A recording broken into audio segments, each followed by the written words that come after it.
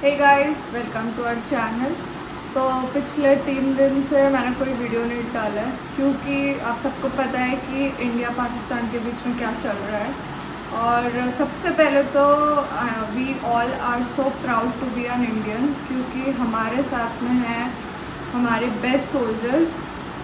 We are so proud कि हमारे साथ में है हमारे इंडियन एयरफोर्स, इंडियन आर्मी और इंडियन नेवी के बेस्ट सोल्जर्स हैं हमारे साथ में, जो कि हमने ये 3 दिन में देख ही लिया है कि हम लोग क्या कर सकते हैं, हम लोग कितने वेल इक्विप्ड है और हमारे पास में कितने ट्रेंड सोल्जर्स हैं। ये सब ने देख लिया। सब लोगों के घर पे न्यूज़ चल ही रहा होगा।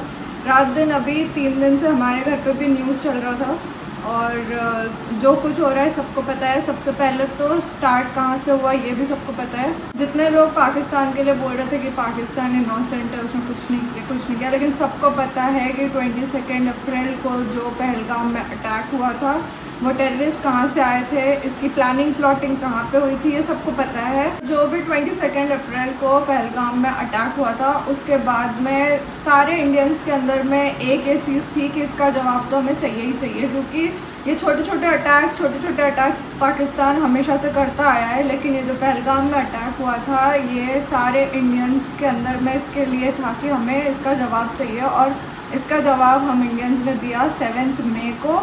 और सिर्फ टेररिस्ट के खिलाफ ये जवाब था, और सबको पता है उनके 9 टेररिस्ट कैंप उड़ाए थे और सिर्फ हमने टेररिस्ट के खिलाफ ये अटैक किया था, जो भी एयर स्ट्राइक किए थे। लेकिन वहाँ के लोग बोल रहे हैं कि वहाँ के जो इनोसेंट है, वहाँ के जो सिविलियंस हैं उन पर अटैक हुआ था। ऐसा कुछ भी नहीं हुआ था, सिर्फ उनके 9 टेररिस्ट कैंप्स जो थे वो हटाए थे। और इसके बाद में इंडिया ने बोल दिया था कि हमारे तरफ से हमने जो हमारा जो भी रिवेंज लेना था, पहलगाम पे जो अटैक हुआ था उसका जो हमें रिवेंज लेना था वो हमने ले लिया है। इसके बाद में इंडिया और कुछ नहीं करने वाला था, लेकिन पाकिस्तान यहाँ पे रुका नहीं था। इसके बाद में पाकिस्तान की तरफ से ड्रोन आने चालू हैं और जितने भी ड्रोन आए उन सारे ड्रोन को इंडिया ने हवा में ही उड़ा दिए थे। तो जो 8th में है उस दिन पाकिस्तान की तरफ से 300 ड्रोन आए थे और पूरे के पूरे 300 ड्रोन को इंडिया ने हवा में ही ख़त्म किए थे। उसके बाद में नेक्स्ट डे 100 ड्रोन्स भेजा पाकिस्तान ने, वो सारे 100 ड्रोन को भी इंडिया ने हवा में ही ख़त्म किए थे। तो ये सारी चीज़ें देखने के बाद में पाकिस्तान रुक नहीं रहा था। उसके बाद में उसने मिसाइल लॉन्च किया, जो कि ये बताया जा रहा है कि दिल्ली की तरफ आने वाली थी, जिसको सिरसा में ही पूरा कोलैप्स किया उस मिसाइल को। तो इससे अब पाकिस्तान डर गया था। तो सेकेंड डे 100 ड्रोन्स को जब हमने हवा में ही रोका, उसके बाद में हमारे तरफ से जो अटैक हुए थे वो उनके एयरबेस पर अटैक हुए थे। हमने उनके 5 एयरबेस पर अटैक किया था और पाँचों की पाँचों बहुत बुरी तरीके से, उनका इंफ्रास्ट्रक्चर बहुत बुरी तरीके से कोलैप्स हुआ था। इसके बाद में अब पाकिस्तान को समझ में आ गया था कि उनके पास में ऑलरेडी कुछ बचा ही नहीं था, क्योंकि इंडिया वेल इक्विप्ड है और वेल ट्रेंड है, उनको समझ में आ गया है। और इसीलिए आज हमने रिसेंट न्यूज़ में देखा कि अब पाकिस्तान चाह रहा है कि हमें सीज़ फायर चाहिए, अब ये युद्ध विराम लगाया जाए, और उनके तरफ से ये अपील हुई। इसीलिए हमने ये अपील को स्वीकार किया और एक शर्त पे स्वीकार किया कि इसके बाद में अगर कोई भी टेरर अटैक होता है तो ये सीधा सीधा युद्ध माना जाएगा। फिर सीधा इंडिया किसी से पूछेगा नहीं, फिर उसके बाद में सीधा वॉर डिक्लेयर हो जाएगा। अभी तो फुल फ्लेजेड वॉर चालू भी नहीं हुआ था, सिर्फ 3 दिन में पाकिस्तान आ गया अपने घुटनों पे और बोल रहा है कि अब हमसे नहीं हो रहा है, हमें सीज़ फायर चाहिए।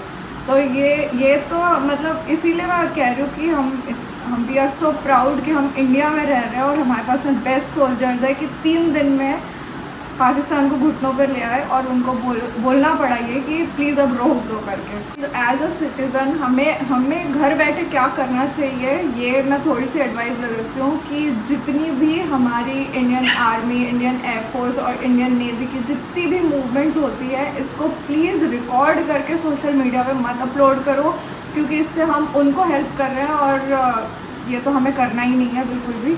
तो इसीलिए ये सारी चीज़ें, जो भी मूवमेंट दिखती है, जो भी चीज़ें हमें पता चलती है, ये प्लीज़ आप सोशल मीडिया पे अपलोड मत करो। हाँ, सतर्क कर दो लोगों को, लेकिन हाँ ऐसी कोई भी चीज़ें आती है तो उसको फॉरवर्ड भी मत करो, ये एक एज एन इंडियन सिटीज़न आप ये हेल्प कर सकते हो अपने तरफ से, क्योंकि बाकी सब जो करना है वो तो Indian army, Indian air force, Indian navy अपने तरीके से कर ही रही है। हम बस ये छोटी छोटी चीज़ें कर सकते हैं कि सिर्फ तो छोटी मोटी फेम के लिए हम कोई उनकी जो मूवमेंट है वो रिकॉर्ड करके सोशल मीडिया पे अपलोड मत करो। और हम प्रे कर सकते हैं हमारे सभी सोल्जर्स के लिए कि वो सेफली अपने घर पे वापस आए, क्योंकि एक अगर सोल्जर वहाँ वॉर के लिए जाता है तो उसकी फैमिली पे क्या बीतती है, ये हम सबको अभी ये 3 दिन में हम सब ने ये फील किया होगा।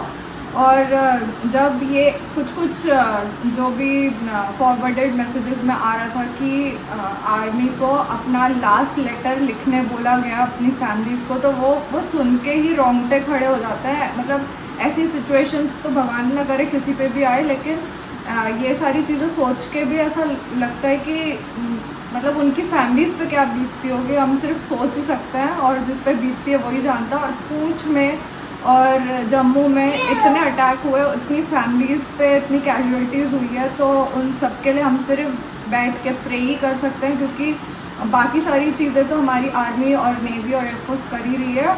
तो guys, being on social media मुझे ये लगा कि एक रिस्पॉन्सिबल सिटीज़न होना चाहिए, और ये सारी गलत फेक न्यूज़ को हमें फॉरवर्ड नहीं करना है, गलत प्रोपेगेंडा नहीं फैलाना है, और थोड़ा सा सेंसिबली एक्ट करना है ये सारे सिचुएशंस में। और ऐसे वॉर वाली जो सिचुएशंस आती है, इसमें हम एज अ सिटीज़न क्या कर सकते हैं ये मैंने आपको बता ही दिया है कि फालतू के मैसेजेस को फॉरवर्ड मत करो, किसी भी मूवमेंट को रिकॉर्ड मत करो, और कुछ भी ऐसी चीज़ें अपने सोशल मीडिया पे रिवील मत करो कि उनकी हेल्प हो।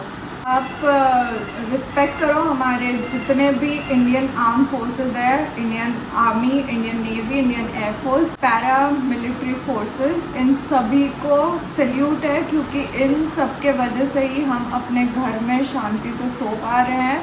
तो आप कहीं पर में भी अगर इन लोगों को देखते हो तो इन सबको दिल से सैल्यूट है, क्योंकि ये लोगों ने जो 3 दिन में इतना जो ये हार्ड वर्क कर रहे हैं, और ये कई सालों से कर रहे हैं, और इनके वजह से ही हम लोग रात में चैन से सो पाते हैं। तो इसीलिए इनके साथ में प्लीज़ रिस्पेक्टफुली बिहेव करो। तो गाइज़, ये सीज़ फायर तो हो गया है, लेकिन पाकिस्तान की फितरत सबको पता है कि वो अपनी हरकतों से बाज नहीं आते हैं। तो देखते हैं कितने दिन तक सीज़ फायर चलता है, और ये तो क्लियरली बोल ही दिया है कि उनके तरफ से एक छोटा भी अगर मूवमेंट होगा तो ये क्लियरली वॉर है। तो फिर तो कोई रुकेगा नहीं, और ना किसी की परमिशन का वेट करेगा। तो इंडिया एक सिक्युलर कंट्री है, और इसको किसी की भी परमिशन की ज़रूरत नहीं है कि हमें क्या करना है क्या नहीं करना है, और ये सब हमने 3 दिन में देख ही लिया है। तो बस यही सब कुछ मुझे आपके साथ में शेयर करना था। और तो गाइस, जैसे कि मैंने आपको बोला था कि पाकिस्तान पे बिल्कुल भरोसा नहीं कर सकते हैं, बोल रहा है सीज़ फायर, लेकिन उसने अपनी फितरत तुरंत ही दिखा दी। हार्डली 1 घंटा भी नहीं हुआ बोले हुए कि सीज़ फायर होगा, और ड्रोन अटैक वापस से चालू हो गया पाकिस्तान की तरफ से। पाकिस्तान ने वॉयलेट किया है सीज़ फायर, और आज 3 घंटे में 50 से ज़्यादा ड्रोन अटैक हुए हैं श्रीनगर, जम्मू एरिया के साइड में और गुजरात बॉर्डर के साइड में। तो ये 3 दिन में सबसे बड़े हमले ड्रोन अटैक से आज हुए हैं, जबकि आज सीज़ फायर की बात अभी थोड़ी देर पहले की गई थी, और अभी हम न्यूज़ में देख रहे हैं कि ये क्या ही हो रहा है। मतलब पाकिस्तान की बात पर कभी भरोसा कर ही नहीं सकते। तो अब तो ये फुल फ्लेजेड वॉर है, क्योंकि पीएम मोदी ने बोला ही था कि अगर उनके तरफ से एक भी टेरर अटैक दिखेगा तो ये फुल फ्लेजेड वॉर में डिक्लेयर हो जाएगा। तो अब तो क्लियर है कि अब अनाउंस हो ही जाएगा कि ये फुल फ्लेजेड वॉर है। तो गाइज़, आप लोग जहाँ पर में भी हो अपना ध्यान रखो, और गवर्नमेंट के रूल्स फॉलो करो। अगर बोला जा रहा है ब्लैकआउट का मतलब पूरा ब्लैकआउट, कोई भी चीज़ अपनी टॉर्च, मोबाइल की फ्लैश लाइट, ये सब ऑन करके रास्ते पे मत निकलो। ब्लैकआउट का मतलब अपने घर पे रहो और सारी लाइट्स ऑफ करो। जैसा बोला जा रहा है, जैसे डायरेक्शंस दिए जा रहे हैं गवर्नमेंट की तरफ से, एडमिनिस्ट्रेशन की तरफ से, वो चीज़ें फॉलो करो, और अपना ध्यान रखो, और अपने घर पे सेफ रहो। अननेसेसरी के मूवमेंट मत करो, जैसा बोला जा रहा है वो इंस्ट्रक्शंस फॉलो करो। लास्ट में मैं बस यही बोलना चाहूँगी, सभी सोल्जर्स को दिल से सैल्यूट है जो इन लोगों ने ये 3 दिन में किया है। इसके वजह से हम लोग शांति से सो पाए हैं। और बस यही सब कुछ मुझे आपके साथ में शेयर करना था। मुझे थोड़ा ज़रूरी लगा ये सारी चीज़ें बोलना, क्योंकि मैं अब एक सोशल मीडिया पे हूँ, तो मुझे अपने थॉट्स रखने ज़रूरी लगे, इसीलिए मैंने आपके साथ में शेयर किया। और हमें क्या करना चाहिए ये भी थोड़ी सी मैंने जानकारी आपको दे दी है।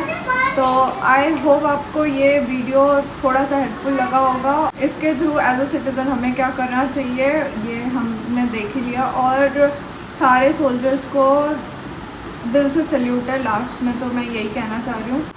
तो guys, proud to be an Indian. और thanks for watching. Will see you in the next video. Bye, take care.